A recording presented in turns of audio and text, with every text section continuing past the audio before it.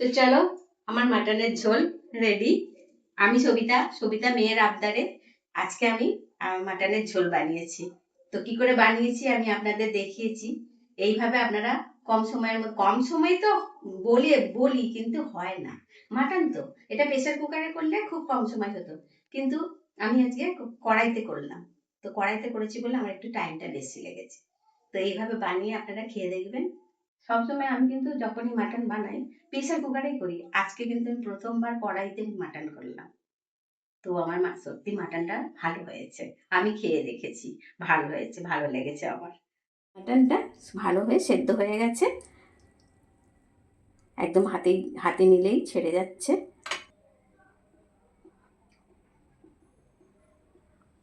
দারুণ টেস্ট হয়েছে। আজ রবিবার, আজকে আমি বানাবো মাটনের ঝোল। তো মাটনের ঝোল করার জন্যে এই যে একটু চর্বি দেখেও মাংসটা নিয়ে এসেছে। আজ বলেছিলাম একটু মাংস দেখে নিয়ে আসবে, আর একটুখানি একটা হাড়ও, মানে সব রকম মিশিয়ে আনতে বলেছিলাম। তো এই 650 গ্রাম খাসির মাংস নিয়ে এসেছে। তো এইটা আমি এর মধ্যে নিয়ে নেব। প্রথমে ম্যারিনেট করে নেব। তো ম্যারিনেট করার জন্য পেঁয়াজ বাটা, আদা বাটা আর রসুন বাটা, এইগুলো বাটা মিক্সি, আজকে শিলে বাটা হয়নি, শিলে না বেটে আজকে সব মিক্সিতে বেটে নিয়েছি, কেন আজকে এটা সময় কম। তো এর সাথে একটু টক দই আমি ফেটিয়ে রেখেছি। আর এই দিয়ে দেবো হচ্ছে সর্ষের তেল। তো প্রথমে দেব রসুন বাটা। দেব আমি হচ্ছে 2 চামচ মতো, কারণ প্রথমে অনেকটা বেশি পড়ে গেছে বলে এখন হাফ চামচ, মানে 2 চামচ মতো রসুন বাটা দিলাম। তো আদা বাটা সেই তুলনায় কম দেব। তো আদা বাটাটা আমি এই 1 চামচ দেব। পেঁয়াজ বাটা দেব 2 চামচ। এই মিডিয়াম সাইজের 2টো পেঁয়াজ, সেইটা বাটা, 2 বাটা পেঁয়াজ বাটা দিলাম। আর হচ্ছে টক দইটা ফেটিয়ে রেখেছি, তো টক দই দিয়ে দেবো। 100 গ্রাম টক দই নিয়ে এসেছিলাম। তো 100 গ্রাম টক দই সবটা দেব না, 2 চামচ, 3 চামচ দেব। 3 চামচ টক দই দিয়ে দিলাম। আর হচ্ছে রেড চিলি পাউডার 1 চামচ দিয়ে দিলাম। হলুদ দিয়ে দিলাম 1 চামচ। আর আন্দাজ মতো নুন দিয়ে দেবো। 1 চামচ দিলাম। নুনটা নিজের স্বাদ অনুযায়ী, যে যতটা প্রয়োজন, যতটা আপনারা মাটন নেবেন সেই অনুযায়ী নুন দিয়ে দেবেন। আমি নিয়েছি 750 মতো মাটন, তা সেই অনুযায়ী আমি 2 চামচ লবণ দিয়ে দিলাম। এবার হচ্ছে এই আমি সর্ষের তেল নিয়েছি, এবার দিয়ে দেবো সর্ষের তেল। সর্ষের তেল মোটামুটি ওই 2 চামচ মতো। ম্যারিনেট করে আমি আধ ঘন্টা মতো রেখে দেবো। 30 মিনিট ম্যারিনেট করে রাখলেই হবে। আর আমি 30 মিনিট ফ্রিজের মধ্যে ঢুকিয়ে দেবো। এইভাবে ভালো করে এটাকে মাখতে হবে, তাহলে সবকিছু মশলা এর মধ্যে ঢুকে যাবে। আজকে আমি পাতলা ঝোল করব। বেশ ভালো করে মেখেছি। মাখার পরে এটাকে আমি 30 মিনিটের জন্য একটু এটা ঢেকে দেবো। কড়াইটা বসিয়ে দিয়ে গ্যাসটা জ্বেলে দিলাম। কড়া গরম হয়ে গেছে, এবার মধ্যে সর্ষের তেল ঢেলে দেবো। এই 1 চামচ তেল দেবো। খাসির মাংস রান্না করছি বলে আমি হচ্ছে সর্ষের তেল দিয়ে বানাচ্ছি এটা। এর মধ্যে আছে ছোটো এলাচ, দারচিনি আর লবঙ্গ আর শুকনো লঙ্কা, আমি একটু ফোড়ন দিয়ে দিলাম। এর মধ্যে একটা পেঁয়াজ কুচি দিয়ে দেবো।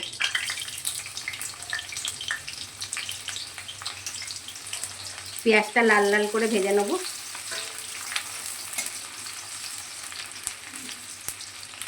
তো পেঁয়াজ ভাজা হচ্ছে, ওর মধ্যে আমি গোটা টমেটো দেবো, 2টো টমেটো দেবো।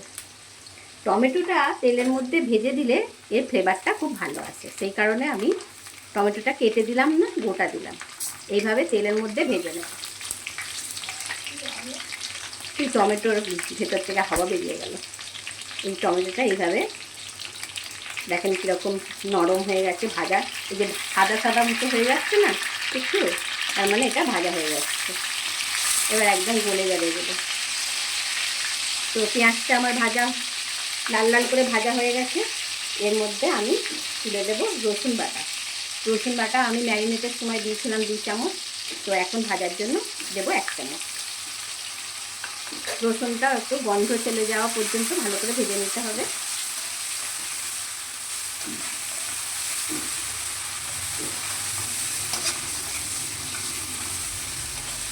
রসুন ভাজার সময় রসুনের যে গন্ধটা, ফ্লেভারটা কি দারুণ বেরোয় না, সুন্দর লাগে। আমার তো খুব ভালো লাগে রসুনের গন্ধটা। এইভাবে রসুনটাকে ভালো করে ভেজে নিতে হবে। আর এই হচ্ছে পেঁয়াজ বাটা। পেঁয়াজ বাটা ম্যারিনেটের সময় দিয়েছিলাম, বাকি পেঁয়াজ বাটাটা এখন ভাজার সময় দিয়ে দেবো।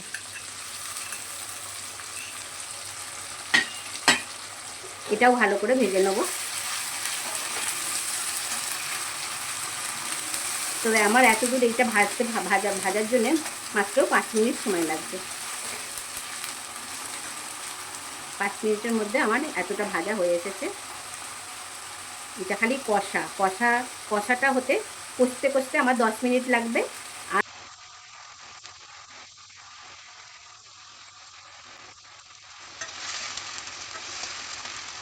টমেটোটা গলে যাওয়ার জন্য একটু এটা ঢেকে দেবো।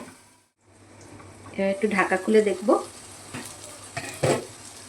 দেখেছেন টমেটোটা ঢাকা দেওয়ার ফলে একদম ভালো হয়ে গলে গেছে, একদম নরম হয়ে টমেটোর কালারই কীরকম লাল হয়ে এসেছে।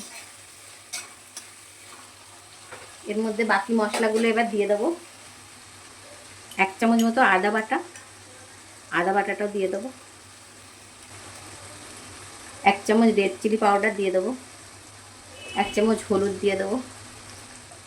আর স্বাদের জন্য চিনি দিয়ে দেবো। এবার ভালো করে মশলাটা কষতে থাকবো। মশলা কষার কাছেই কিন্তু রান্নার স্বাদ বেড়ে যাওয়া। মশলা যদি না ভালোভাবে ভাজা হয়, কষা হয়, তাহলে কিন্তু যতটা টেস্ট হওয়ার কথা ততটা টেস্ট হয় না। যত ভালো করে মশলাটা ভাজবেন তত ওর স্বাদ হবে, আর তত কালারটাও ভালো আসবে, আর মশলার কাঁচা গন্ধটা থাকবে না, চলে যাবে। তো এইভাবে ভালো করে মশলাটা ভেজে নেবো আমি। মশলা ভাজা হয়ে এসেছে। এইবার শেষের দিকে জিরে গুঁড়োটা দেবো। জিরে গুঁড়োটা প্রথম দিকে দেবো না, শেষের দিকে দিলে জিরে গুঁড়োর ফ্লেভারটা থাকবে, ভালো লাগে। তো আমার এবার মশলা ভাজা হয়ে গেছে। এইবার যে ম্যারিনেট করে রেখেছিলাম মাটনটা, সেই মাটনটা এবার এর মধ্যে দিয়ে দেব।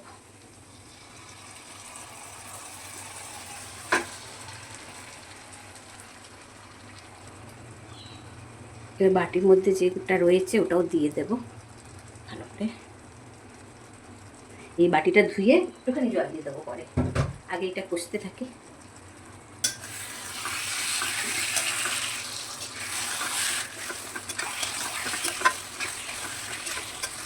আজ তো মাটনের ঝোল বানাচ্ছি, একদিন মাটন কালা ভুনা বানাবো, ইচ্ছে আছে আমার। ওটা কিন্তু দারুণ খেতে হয়। এইভাবে ভালো করে মাটনটাকে কষতে হবে। মাটনটা যখন মাটন তুলে দেওয়ার পরে একটুখানি হাই ফ্লেমে রাখতে হবে, তারপরে মিডিয়াম ফ্লেমে মাটনটাকে কষে নিতে হবে। আস্তে আস্তে করে কষতে হবে, যাতে না কড়ার মধ্যে লেগে যায়, দেখতে হবে, সেটার দিকে ভালো করে খেয়াল রাখতে হবে। এবার একটু চাপা দিয়ে দেবো, যাতে একটু সেদ্ধ সেদ্ধ হয়ে যায়। এইভাবে ঢাকা দেওয়ার পরে কিন্তু গ্যাসটাকে একদম লো ফ্লেমে করে দিতে হবে। এই কষাটা হচ্ছে, এই যে বাটিটা ধোয়া জল একটু দিয়ে দেবো। এমনি একটা কথাই আছে যে সব শেষে বাটি বা হাত ধোয়া জল বা বাটি ধোয়া জল শেষের দিকে দিলে নাকি তার স্বাদ বেড়ে যায়। তো আমি সেই কারণেই বাটি ধুয়ে জল দিয়ে দিলাম। আমার এখন মাটনটা কষা চলছে। এই যে আমি ঢাকা দিয়ে দিয়ে মাটনটা কষছি, সেই কারণে আমার টাইমটা কম লাগছে। তো মাটনটা আমার কষা হয়ে এসেছে। এর মধ্যে 2টো কাঁচা লঙ্কা দিয়ে দেবো।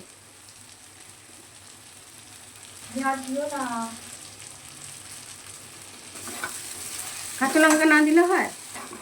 তো মাটনটা কষা হয়ে গেছে। কী করে বুঝবেন? এই যে সাইড থেকে সব মাটনের গা থেকে তেলটা ছেড়ে যাবে। এইভাবে তেল ছেড়ে গেলে জানবেন মাটন কষা হয়ে গেছে। ঝোল বানাবেন তখন কিন্তু গরম জল ইউজ করবেন, কারণ হচ্ছে গরম জল যদি না দেন, ঠান্ডা জল দিলে ওর স্বাদটা নষ্ট হয়ে যাবে। এই কারণে মাটনে হচ্ছে গরম জল ইউজ করতে হবে। দেখুন আমি আগে থেকে গরম জল করে রেখেছিলাম, সেই গরম জলটা এবার এর মধ্যে দিয়ে দেবো। 15 মিনিট আমি মাটনটা কষেছি, পুরো রান্না মশলা কষা থেকে শুরু করে মাটন কষা পর্যন্ত 15 মিনিট কষেছি। আর 15 মিনিট আমি এটাকে সেদ্ধ করব, তাহলেই আমার 30 মিনিটের রান্না কমপ্লিট হয়ে যাবে। যেহেতু এটা ম্যারিনেট করা ছিল সেই কারণে টাইমটা কম লাগবে।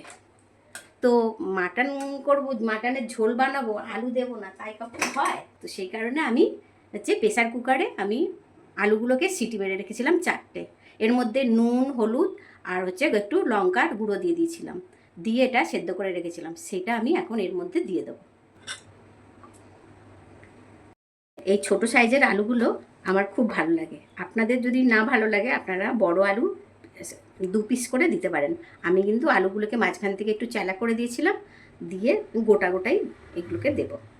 আমার দেখতেও ভালো লাগে, খেতেও ভালো লাগে, সেই কারণে আমি তো এই আলু সেদ্ধর যে জলটা, এটা তো গরম আছেই, সেই কারণে এটা এর মধ্যে দিয়ে দেবো। তো আলুতে নুন দিয়েছিলাম, আর মাটন যখন ম্যারিনেট করেছিলাম তখন নুন দিয়েছিলাম, সেই কারণে এই রান্নাটার মধ্যে মাঝখানে কোনো মশলার মধ্যে এর মধ্যে কোনো নুন দিইনি। এতেই নুনটা ব্যালেন্স হয়ে গেছে। আমি একটু চেখে দেখে নিয়েছি, নুনটা একদম পারফেক্ট। এইভাবে এই যে মাটনে জল দিয়ে দিলাম।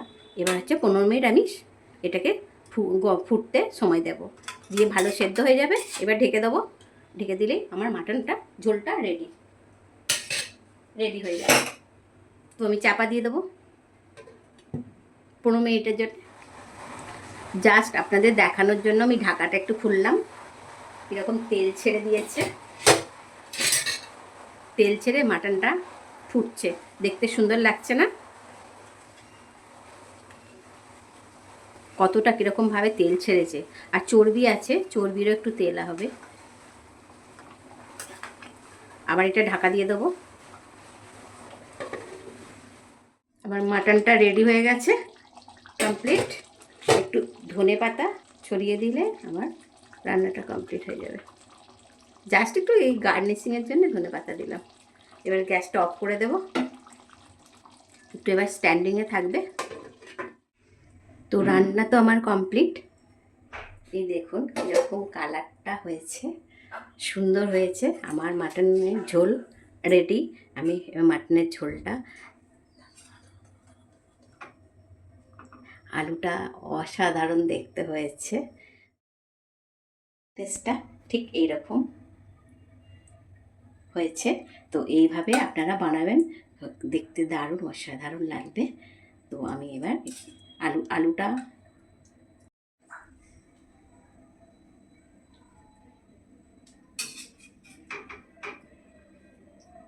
আমার আলুটা তো মানে ব্যাপক লেগেছে, এতটাই সুন্দর হয়েছে কি বলবো।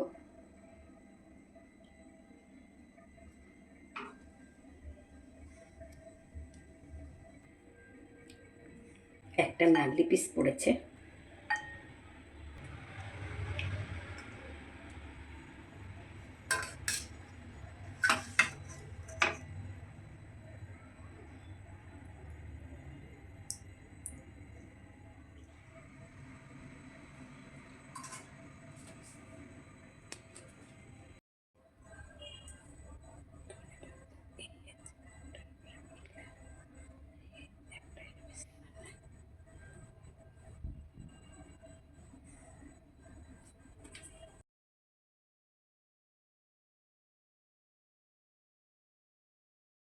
একটা আপনাদের দেখিয়ে দেবো মাটনটা কীরকম সেদ্ধ হয়েছে। তো দেখেন,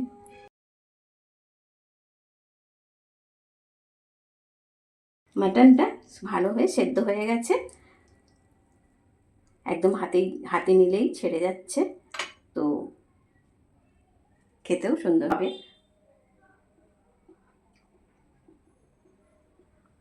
দারুণ টেস্ট হয়েছে কিন্তু। আজকে তো আমি প্রেশার কুকারে করলাম না, কড়াতে করেই করেছি।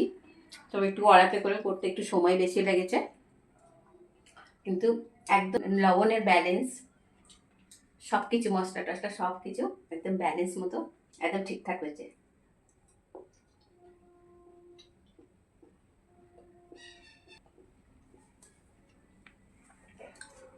টাটা।